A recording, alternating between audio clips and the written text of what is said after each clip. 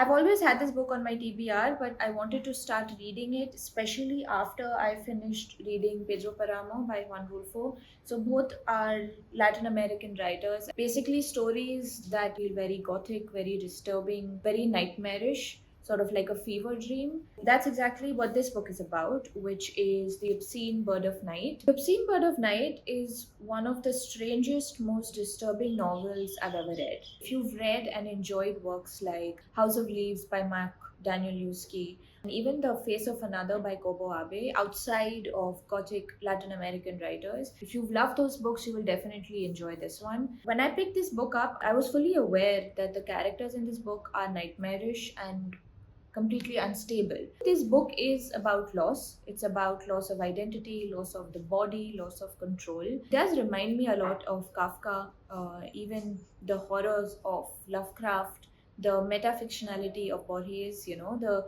narrative being aware of its own mortality, a little bit like the morbidity of William Faulkner.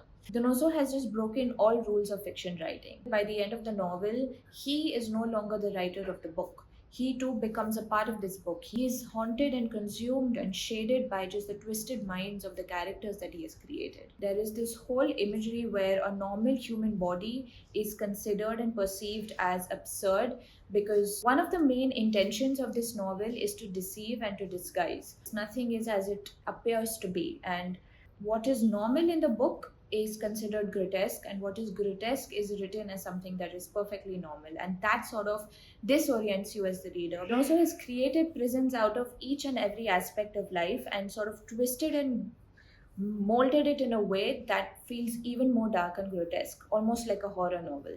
And old age here is portrayed more like a curse than a natural process. It is a kind of death before death. He makes this even more interesting and deeply layered and intense when he draws from Chilean folklore and even superstition. And this book is not meant to be understood in a single read. The narration is very slippery.